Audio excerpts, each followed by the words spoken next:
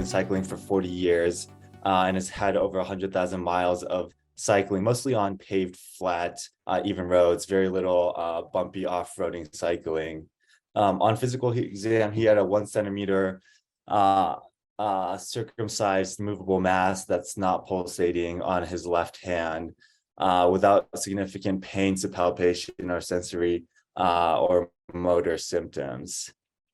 Here you can just see a couple pictures of where the mass was and kind of the position at which the patient held his road bike.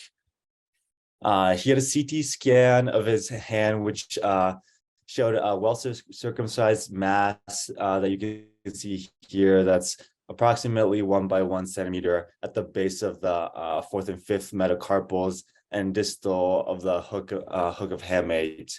And this was initially read as a likely ulnar nerve schwannoma located in Guyon's canal.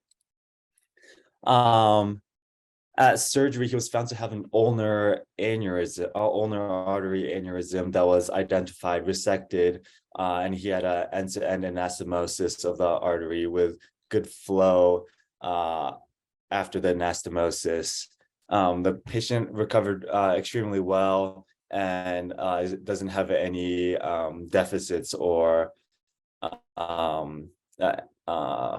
it's not hindering his life in any sort of way. The pathologic evaluation of the resected aneurysm found areas of endothelial proliferation, and he had collagen deposits in the luminal wall of the vessel. He also had a central occlusive thrombosis, all of which are consistent with hypothenar hammer syndrome. So what is this syndrome? It comprises of a spectrum of ulnar artery pathologies, first described by Dr. Guyon in 1934, who is a French surgeon with a pretty impressive beard from this photo. I wish I could grow a beard like that. A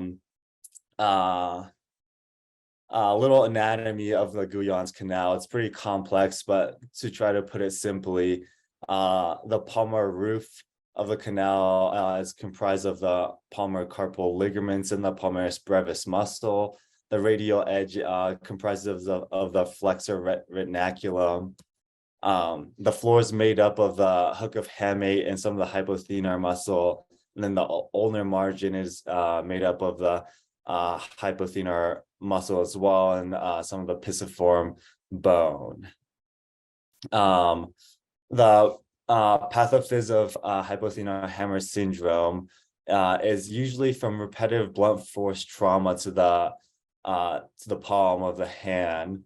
The anatomy is especially important for the pathophysiology. The superficial branch of the ulnar artery crosses the surface of the hypothenar muscle, and when blunt force is applied, as you can see in this photo image here, the artery gets compressed by the unyielding surface of the hook of hamate, and this repetitive trauma can cause vessel damage, micro vessel damage that over time can lead to hypothenar hammer syndrome. In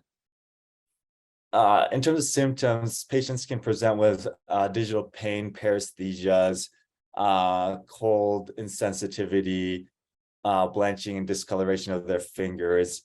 They can have hypothenar pain and can even have embolic symptoms with splinter hemorrhages under their nails or painful hemorrhagic foci at the tip of their fingers. The typical presentation for hypothenar hammer syndrome is working men with a mean age of 40. It usually occurs in kind of physical labor workers, auto mechanics, people who work with machines, butchers, carpenters. It's been found to occur up to 14% auto mechanics and 7% in people who use vibrating tools. It's pretty unusual in athletes. And to date, this is the only case found to occur in a cyclist. But it has been found to occur in volleyball players, baseball players, softball players. The diagnosis is made by physical exam, CT scans, and the gold standard is angiography.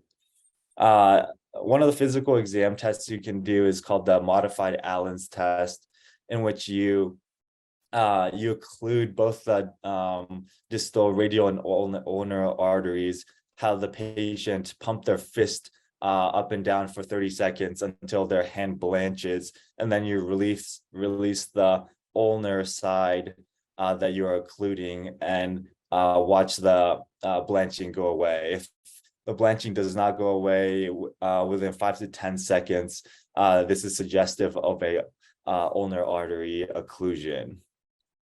And then the gold standard is angiography, and the photo on the right here, you can see a clearly occluded ulnar artery there. Treatment for these can be non-surgical if there's no ischemic findings present, and if there isn't 100% occlusion of the artery. Non-surgical treatment includes avoiding the trauma, smoking cessation, analgesia, calcium channel blockers, and steroids have been used with some success, not very much data on them, and then antiplatelet agents as well. For the severe cases, surgical treatment is going to be required for critical ischemia, which include artery ligation, resection of thrombus segments, anastomoses, and reconstruction with graft vessels as well. And that's really all I have. Just a simple small case on a kind of rare disease that's never been documented in a cyclist. Of note, the patient did wear gloves while he cycled most of the time, but there were no padding on his gloves, and the handlebars were also had limited padding as well. Well, thank you. If anyone has questions, if not, I think I might be the last presenter.